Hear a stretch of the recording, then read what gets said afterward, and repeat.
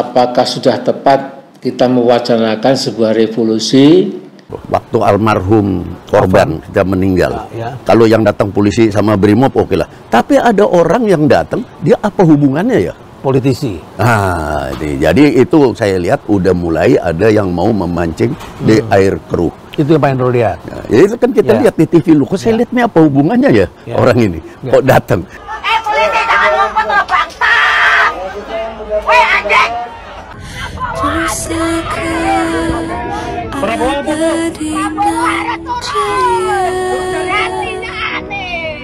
NID saja mengeluarkan dana untuk membantu LSM di kita ini bisa setiap proyek itu 300.000 US dollar setiap proyek. Ya. 300.000 itu saja. Itu berarti berapa tuh? Sekitar 45 miliar. Gedung DPR dibakar. Ini tindakan-tindakan makar ini. Ini bukan penyampaian aspirasi, ya. Dia bilang, kita kan nggak sepenuhnya dengar. Tapi kan itu orang-orang yang berbahaya gitu. Kayak Soros ada di situ, segala macam. Saya kaget kata-kata itu. Berarti NGO dia juga dikendalikan. Aksi itu dinamai Indonesia Gelap, Revolusi Dimulai. Slogannya sangat atraktif, mengajak kita untuk melakukan revolusi.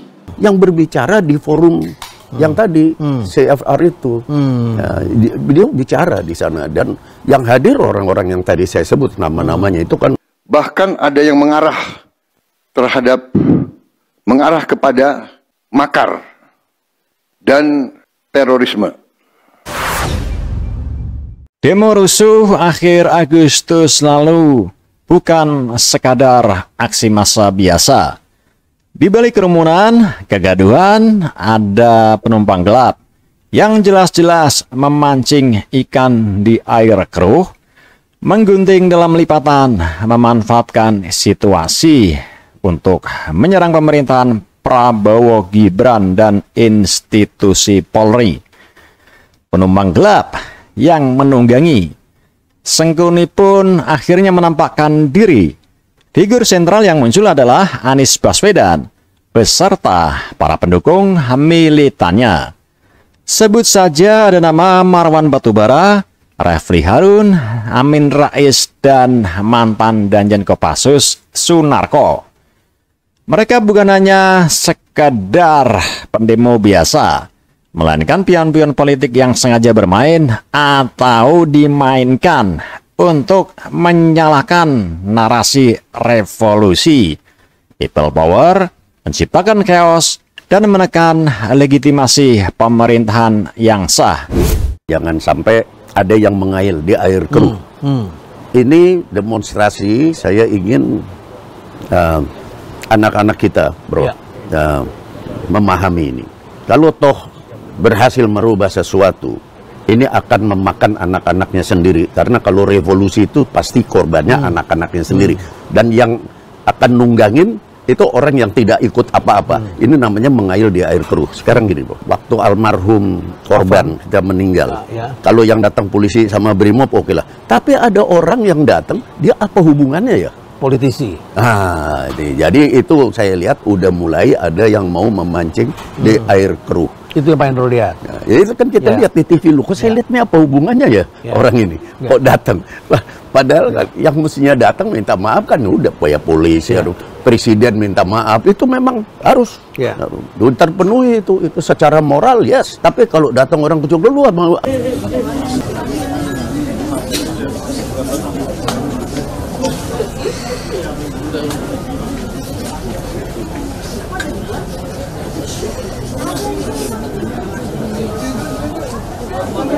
Bela Sungkawa Pak Zulkifli. Iya Pak. Bapak yang terima kuat. Kasih banyak Pak. Bapak yang kuat. Ibunya mana ibunya? Ibunya ini. Bu ikut bela sungkawa ya, ikut berduka ya. Semoga husnul khotimah ya. Boleh saya? Nah ini kan ada gejala memancing di air keruh, dan itu selalu terjadi di setiap revolusi. Prabowo menjadi presiden, 3 artikel. dipublikasikan. Semuanya intinya menyudutkan. Dan mereka mengatakan di bawah pemerintahan Prabowo ini demokrasi akan semakin hancur. Prabowo ini, Basape. Ayo siapa yang berani keluar sini? Polisi jangan ngumpet loh bangsa. Weh anjing. Sini lo. Kemarin bawa ituan lo. Kemarin bawa ituan tuh. Oh ya mudah-mudahan lo. Mereka pada busuk. Oh yang di dalam itu anjing.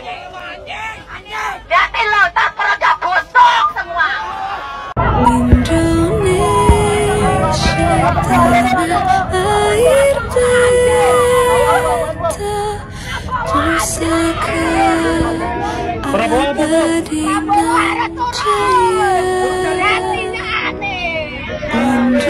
Air dilindungi oleh undang-undang konstitusional. Itu anak buah Anda menembaki anak bangsa. Kemarin anak buah Anda menggilas itu anak bangsa dengan mobil brimob itu.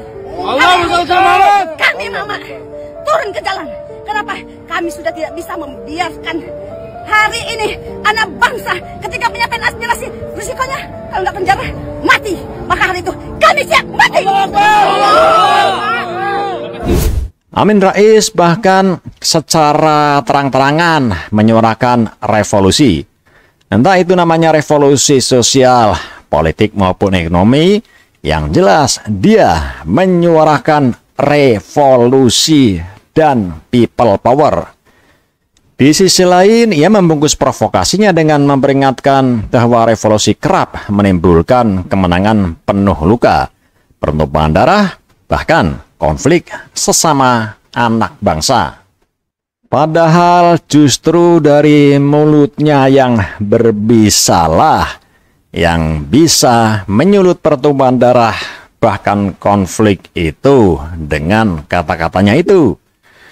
Tuntutan demonstran yang ekstrem menurunkan Prabowo Gibran, membubarkan kabinet merah putih, DPR hingga menuntut penangkapan Fadlizon, menegaskan bahwa aksi ini diarahkan untuk mengguncang tatanan pemerintahan secara sistematis, bukan sekadar menyuarakan keluhan rakyat belaka.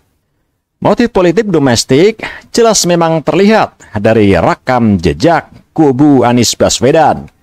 Sejak Pilpres dan Pilkada DKI, bahkan dari yang 2012, kubu ini memang kerap memanfaatkan momentum krisis dan politik identitas dimainkan untuk membangun narasi oposisi radikal. Dalam konteks saat ini, demonstrasi dianggap sebagai alat untuk menekan pemerintahan baru, merusak citra Prabowo dan menebar ketidakstabilan di publik. Mantan Kepala BIN AM Hendro Priyono secara tersirat mengungkap, ada politisi yang sengaja memancing ikan di air keruh untuk menyulut pecahnya revolusi. Kubu ini menggunakan chaos sebagai strategi untuk menguji batas kekuatan pemerintah dan menggeser narasi publik ke arah anti pemerintah. Ini semua bisa saja ditunggangi, bisa saja ada yang mengail di air keruh, bisa jadi, Prof. Tapi kalau dia mulai dari awal, saya kok nggak percaya, Prof. Kenapa? Seperti yang saya sampaikan tadi bahwa NID saja mengeluarkan dana untuk membantu LSM-LSM di kita ini, bisa setiap proyek itu 300.000 US dollar setiap proyek. Ya. Itu saja. 300.000 itu berarti berapa tuh? Sekitar 45 miliar. Dan itu proyek. Dan itu juga dititipkan, bukan sepenuhnya saya sebutnya. Ada IRI ya, Institut Republik apa ya, IRI. Itu juga itu main juga di mana-mana. Jadi kalau net itu laporan ke Kongres dan dibiayai langsung Kongres, IRI itu dibiayai juga itu langsung dari sana. CRF. Ya. Oke, jadi ini Artinya harus analisasi ini harus didukung oleh fakta-fakta dulu. Harus fakta, Prof. Fakta dulu. Ya, jadi kalau fakta itu harus dikumpulkan dulu ya. Betul, tapi itu bisa jadi berlaku kalau memancing di air keruh. Itu dia atau dia ngambil menyalip di tikungan. Nah, tapi makanya saya bilang saya tidak setuju atau tidak setuju. Tapi menurut saya hati-hati supaya ingat bahwa apa yang kalian perjuangkan bisa saja akhir finalnya nanti memuaskan kamu, tapi bukan tujuan kamu yang tercapai, tujuannya orang lain. Nah, itu hati-hati. Setelah bangsa Indonesia usai memperingati HUT Proklamasi Kemerdekaan Republik Indonesia pada 17 Agustus lalu, keadaan bangsa Indonesia secara umum bisa dikatakan justru sedikit lebih suram dan memprihatinkan. 8 hari setelah perayaan HUT Republik Indonesia yang ke-80 tahun, ratusan orang berdemo di depan gedung DPR RI. Jumlah polisi yang mengawasi demonstrasi pada 25 Agustus itu jauh lebih banyak dari jumlah para demonstran. Nah, menurut Instagram Gejayan Memanggil, aksi itu dinamai Indonesia Gelap, Revolusi Dimulai. Slogannya sangat atraktif, mengajak kita untuk melakukan revolusi. Cuma dalam kaitan ini saya ingin menyumbang sedikit pikiran, apakah sudah tepat kita mewacanakan sebuah revolusi sosial, politik, ekonomi buat bangsa Indonesia. Tindakan-tindakan makar ini bukan penyampaian aspirasi, ya. Saya akan hadapi mafia-mafia di Sulawesi Selatan. 4 ASN, orang tidak bersalah, orang tidak berpolitik, korban. Gedung DPR dibakar. Ini tindakan-tindakan makar ini. Ini bukan penyampaian aspirasi, ya. Jadi semua aparat negara akan selidiki siapa yang bertanggung jawab, ya. Saya menduga kita sudah ada indikasi-indikasi dan kita akan tidak ragu-ragu. Saya tidak ragu-ragu membela rakyat. Saya akan hadapi mafia-mafia yang sekuat apapun saya hadapi atas nama rakyat. Saya bertekad memberantas korupsi sekuat apapun mereka. Demi Allah, saya tidak akan mundur setapapun. Saya yakin rakyat bersama saya. Di tingkat internasional, demonstrasi ini juga dimanfaatkan oleh pihak asing. Hendro Priyono menyebut adanya aktor non-negara dengan pengaruh besar terhadap kebijakan global. Nama-nama seperti George Soros, David Rockefeller, dan jaringan media internasional ikut bermain di balik layar. Tujuannya adalah menciptakan kondisi yang lemah bagi pemerintah Indonesia yang saat ini menjalin hubungan strategis dengan China, Rusia, SCO, dan BRICS. Kerusuhan yang terjadi nantinya bakal memaksa Prabowo yang akhirnya menunda kunjungan ke China dan KTT SCO. Ini menandakan efek nyata dari intervensi eksternal. Pelaksana lapangannya adalah Kapolri Listio Sigit Prabowo.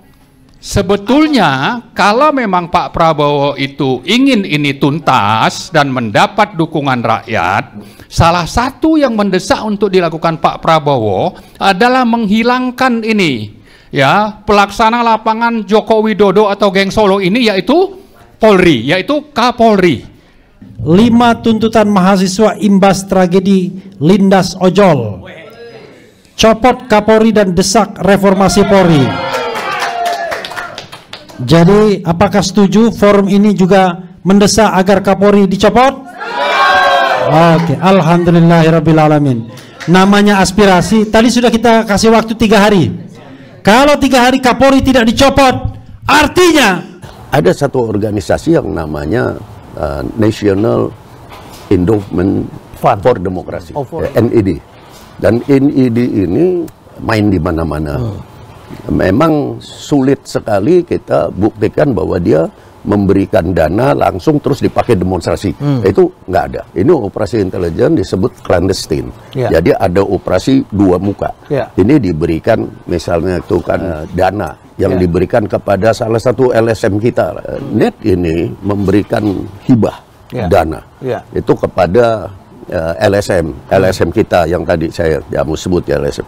Tapi LSM ini juga tidak terasa ngerti atau tidak ngerti, tapi selalu alasannya kan untuk misalnya lingkungan hidup, tapi tidak mengikat, jadi artinya bisa dipakai apa saja. Nah ini yang saya khawatir gitu, sehingga susah dikontrol. Kalau kita bilang NED, kamu kenapa jadi dalang di sini, dia akan bilang saya enggak, saya cuma kasih hibah gitu dana sampai 250 sampai 300 ribu US dollar per proyek gitu. Itu kan sesuatu yang bisa digunakan atau disalahgunakan, kan terserah. Terserah kepada keadaan bagaimana yang bisa memikat untuk suatu gerakan. Think-tanknya pemerintah Amerika ini, NGO-nya berhasil. Ketika reformasi kita itu, mereka mensponsori dan bisa dibilang mendikte lah. Mendikte. Sehingga amandemen Undang-Undang Dasar 45 pada tahun 2002 itu dikerjakan oleh kita, bangsa kita sendiri. Tapi dibisikin oleh mereka. Lalu perang informasi. Perang kebudayaan itu lewat film, lewat musik, lewat apalah begitu ya. Lahirnya One Piece misalnya kan. Itu kan gitu tembak, tektok gitu, tak-tak gitu. Itu kebudayaan. Media asing termasuk Sputnik Rusia memperkuat narasi ini. Analisis mereka menyorot simbol-simbol asing seperti bendera bajak laut One Piece yang muncul di berbagai lokasi sebagai tanda pengaruh eksternal. Simbol ini menggemakan pola protes di wilayah lain dan dikaitkan dengan pendanaan National Endowment for Democracy atau NED sejak 1990-an. Laman tersebut menekankan bahwa pola ini serupa dengan strategi revolusi warna di negara lain, di mana Barat berupaya menggulingkan pemimpin yang tidak sejalan dengan agenda mereka. Sejumlah media asing menyoroti demonstrasi dan kerusuhan di Indonesia.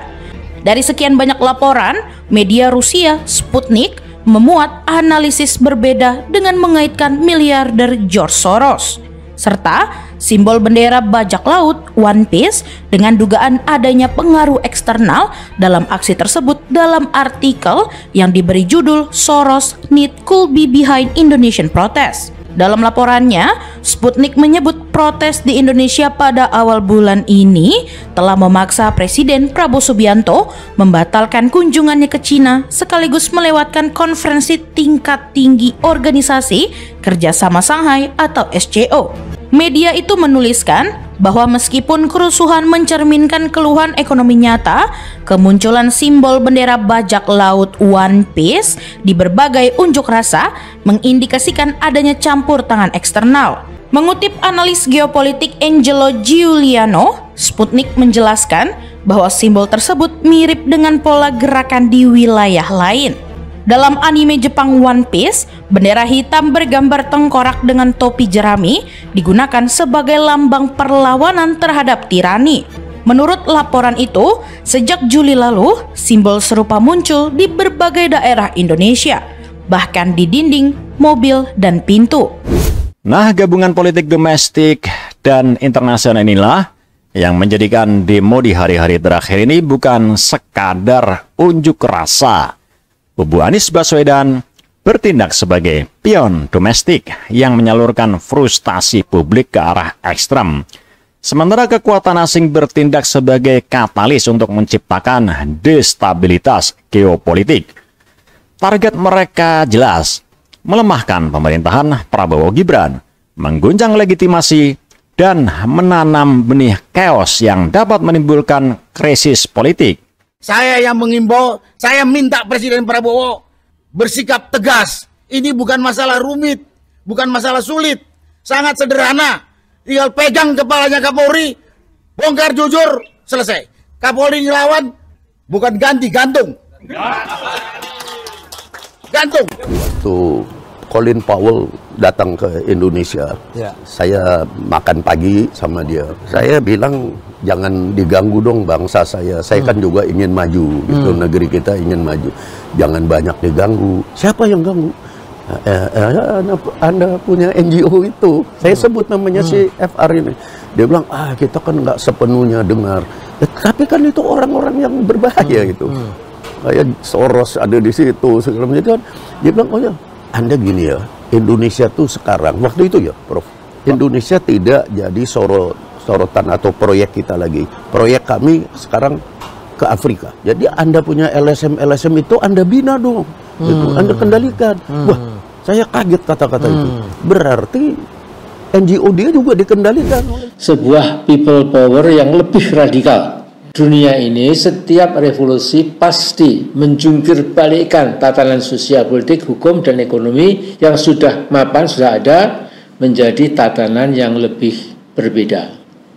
Status quo yang ada digulingkan lewat violence atau kekerasan dan tidak jarang kemudian menumpahkan darah.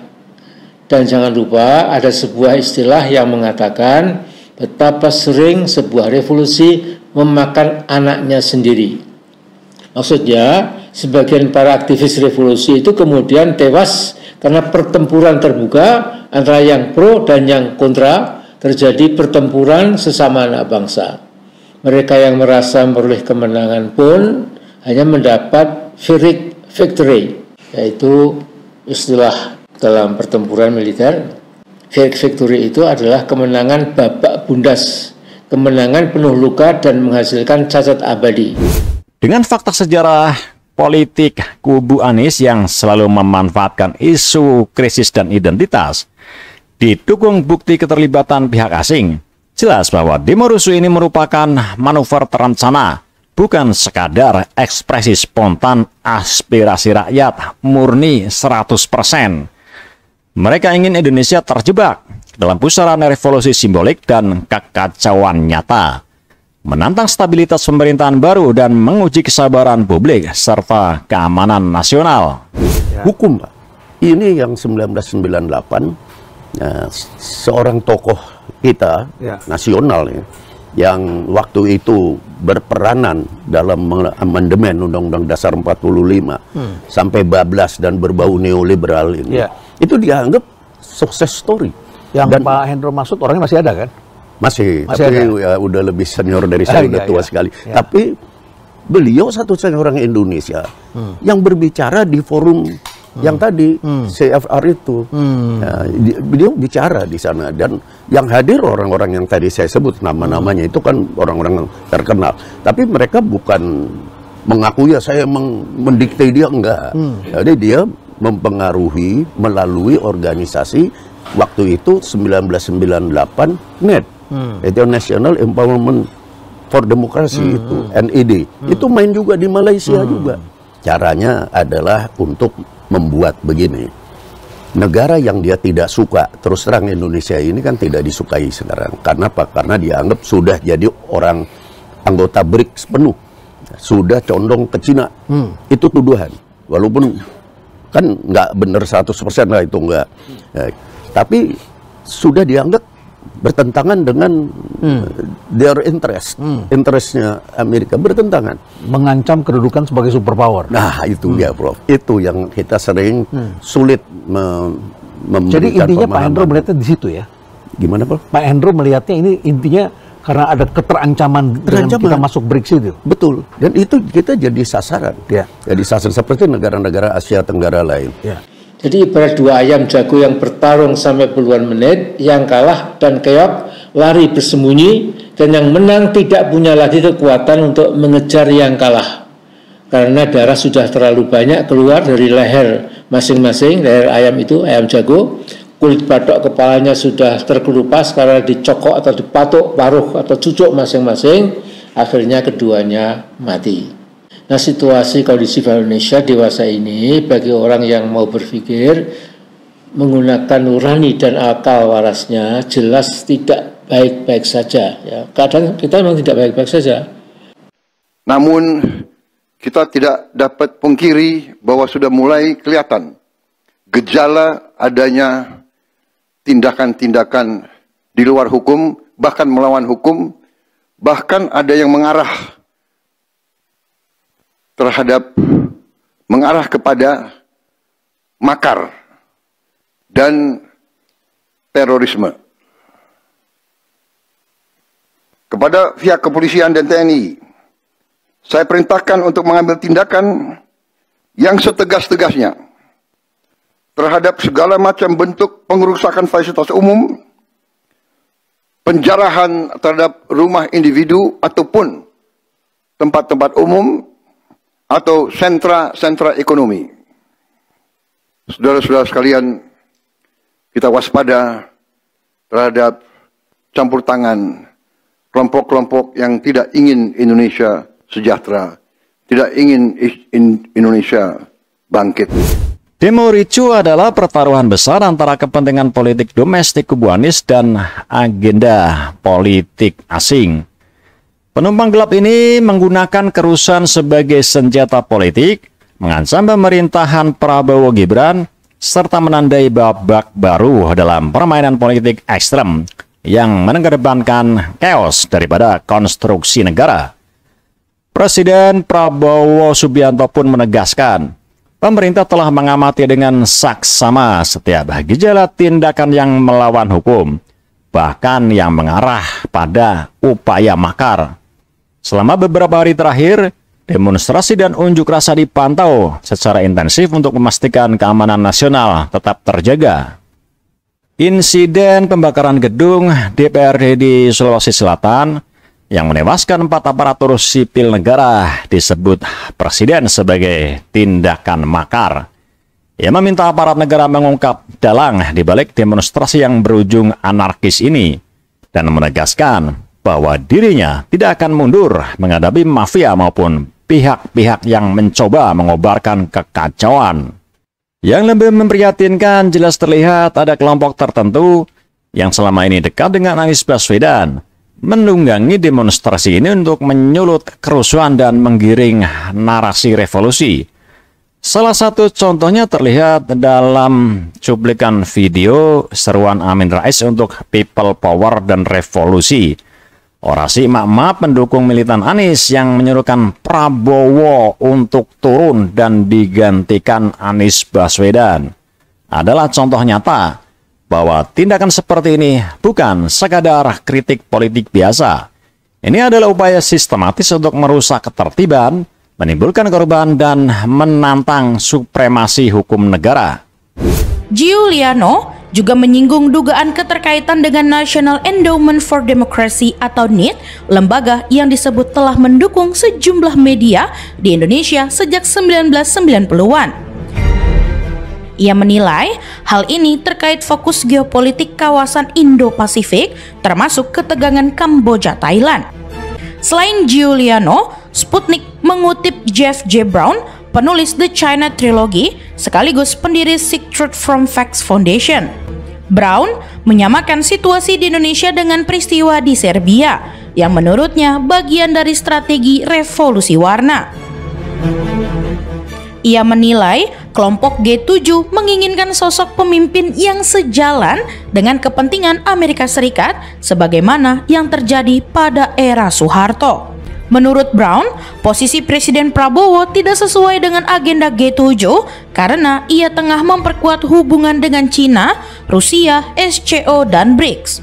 Indonesia disebut sebagai negara Asia Tenggara pertama yang bergabung dengan BRICS, aktif dalam inisiatif Belt and Road, serta menempati peringkat ke-8 ekonomi dunia. Berdasarkan paritas daya beli PPP, ekonomi terbesar di ASEAN dan negara dengan populasi keempat terbesar hampir 300 juta jiwa. Dari perspektif Barat, papar Brown, kondisi ini membuat Indonesia menjadi target potensial bagi strategi revolusi warna. Meski demikian, hingga kini tidak ada konfirmasi langsung dari George Soros maupun pemerintah Indonesia terkait dugaan tersebut. Lihatlah misalnya demo 25 Agustus lalu. Para demonstran di depan DPR RI menuntut 9 hal. Pertama, turunkan Prabowo Gibran. Kedua, bubarkan Kabinet Merah Putih. Ketiga, bubarkan DPR RI. Keempat, hentikan penulisan ulang sejarah Indonesia. Kelima, tangkap dan adili Fadlizon atas penyangkalan terhadap tragedi pemerkosaan massal tahun 1998. Keenam, tolak rancangan kitab hukum undang-undang anti pemerasan RKHUP. Ya. Dan ketujuh, transparansi gaji anggota DPR. Kedelapan, batalkan kebijakan tunjangan rumah anggota DPR. Kesembilan, gagalkan rencana kenaikan gaji anggota DPR. Nah, kalau boleh saya ingatkan, harus ada satu lagi, yang ke-10, yaitu adili segera seluruh kejahatan korupsi yang dilakukan oleh Jokowi sekeluarga. Yang bisa memastikan tuh hanya Tuhan, gitu loh ya. Kapolri pun mau memastikan kalau tiba-tiba ada perubahan, tiba-tiba ada sesuatu yang terjadi di Republik ini. Sesuatu apa? Oh, tunggu saja tanggal mainnya. Sesuatu apa ini, Mas Roy? Pak Bumi kali. Net ini karena memang tugasnya dia, fungsinya dia adalah memberikan hibah. Dia ini dapat duit, dana dari Kongres, dana abadi dari Kongres. Dia memberikan hibah-hibah ke negara-negara yang dianggap memang tidak menguntungkan buat dia. Dan ini selalu mengalirnya ke LSM-LSM di negara sasarannya. Dan tentu harus ada pemicu. Ini duit dikirim kan untuk lingkungan, untuk demokrasi, membina.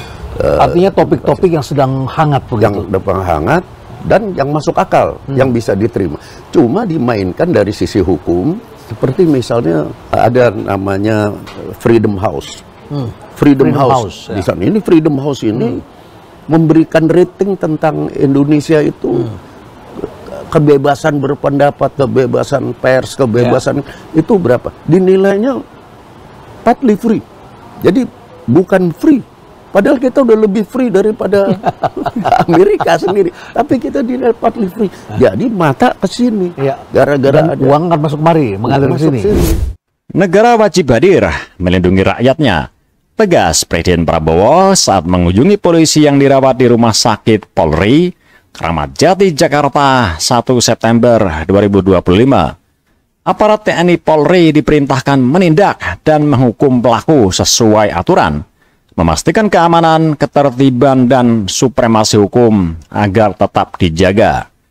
Sebuah pesan jelas dan tegas, negara hadir, hukum ditegakkan, rakyat terlindungi, dan tidak ada kompromi bagi mereka yang mencoba mengobarkan kekacauan atau menunggangi demo untuk makar.